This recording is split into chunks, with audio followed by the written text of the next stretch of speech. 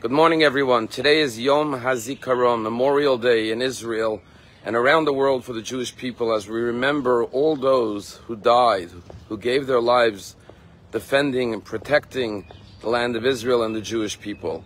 And on Yom HaZikaron in Israel, and Dini and I had the merit to be present one year on Yom HaZikaron in Israel. Literally hundreds of thousands of people flock to all the cemeteries, especially the military cemeteries, and stand around the graves of their loved ones. And then when the siren goes off, there's 2 minutes of silence, followed by the singing of Ani Mamin, I believe with complete faith, and Hatikva. It is one of the most moving experiences you could ever have in your life. It's a story about a student in the yeshiva in Jerusalem who came to his famous rabbi, Reb Shlomo Zalman Auerbach, and he said, I want to travel up north to the grave of some of the righteous tzaddikim, the great rabbis and sages buried in the north, to pray. Reb Shlomo Zalman Auerbach said to him, why don't you do what I do when I want special prayers and blessings? Instead of traveling for hours up north, I go here in Jerusalem to Har Herzl, Mount Herzl, and I pray at the grave of those soldiers, those young, beautiful men and women who gave their lives for the Jewish people. He says, you cannot get any greater righteous tzaddikim than them. This year especially is particularly painful. We were on our shul trip just a few months ago, and we went to Mount Herzl. And usually you say, okay, this is the section from the 6-Day War, from the Yom Kippur War, but here we went to the section of October 7th, and you see all the beautiful soldiers who died, Al Kiddush Hashem. You're at the fresh graves of those who died just months ago. It is heartbreaking. And today we remember not just all those who died over the years since Israel's establishment in 1948, but literally close to 2,000 who died on October 7th, and the soldiers who died following October 7th, who gave their lives for the Jewish people. One of the people we met in Israel was Rabbi Daron Perez, whose son Daniel was murdered on October 7th. And he told us that in Jewish law it says that when a person dies, you bury them in white clothing. It's called shrouds, tachrichim. But there's one exception, and that is when a person died defending and protecting the Jewish people, and there's blood on their garments from being killed, you bury them in those garments with the blood on it, because those garments are the most sacred garments. His own son, they did not manage to get his body back from Gaza, where he was kidnapped, but they found his shirt drenched in blood, his army uniform. And he said that shirt was all they had to bury, without a body. But they had a funeral with that shirt, because that shirt, blood-stained shirt, represents his life, his sacrifice, and that shirt is a sacred shirt. It's a holy garment. Those are the righteous people that we are remembering today. It is fascinating that at every Brit Milah, circumcision, when a baby's 8 days old, in the prayers of the celebration of the circumcision, we say the following words: V'omalach b'damaya chayi, v'omalach b'damaya chayi. We say to you, through their blood you shall live, through their blood you shall live. What we're saying to the 8-day-old baby is, you should know that your life was given to you through the sacrifice of generations of Jews. The reason you are here physically and spiritually as a Jew is because of the sacrifice of others. We live on because of their sacrifices, and therefore we have to remember to not just remember them, but to honor their sacrifice. And how do we honor their sacrifice today? And so we're going to the synagogue now to pray the morning services, and during the Shachriyat we will say the Kel Malay, the prayer to remember all those who have fallen, who died sacrificing their lives to sanctify God's name. We will say special prayers for them, but we will light a candle for them. But more than that, there's something that everyone else must do. And I invite you to come to the synagogue 6:30, where we'll say the Kaddish once again and say prayers for them. But in our tradition, when someone dies, we learn Mishnah. Mishnah is the same 4 letters as the word Nishama. We're told that it's an elevation for their soul.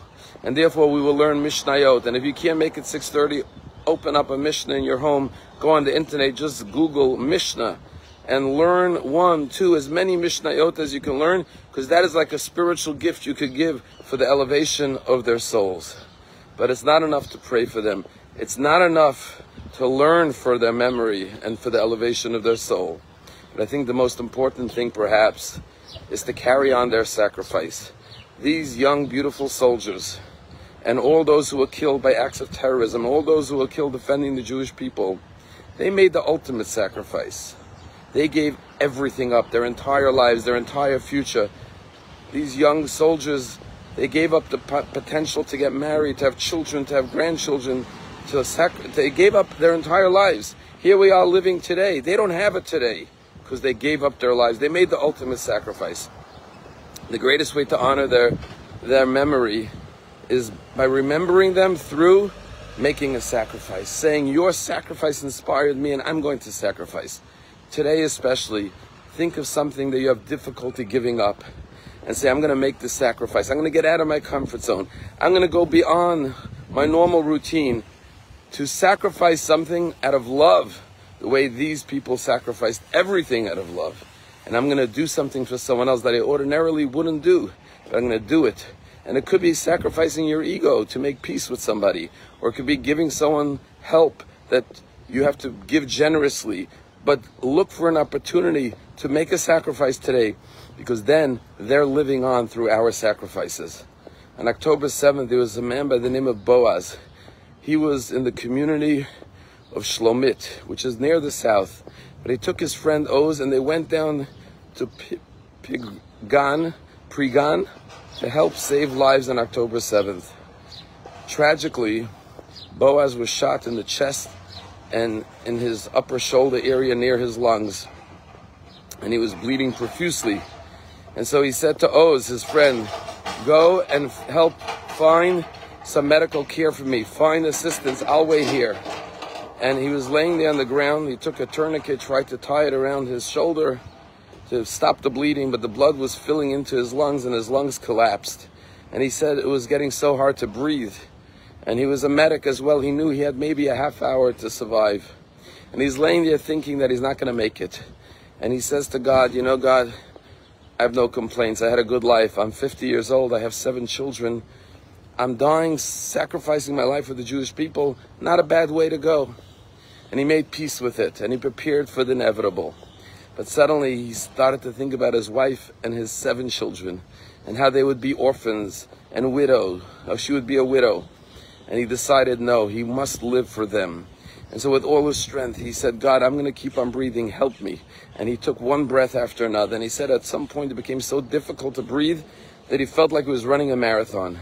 But then once again, he thought he's not going to make it.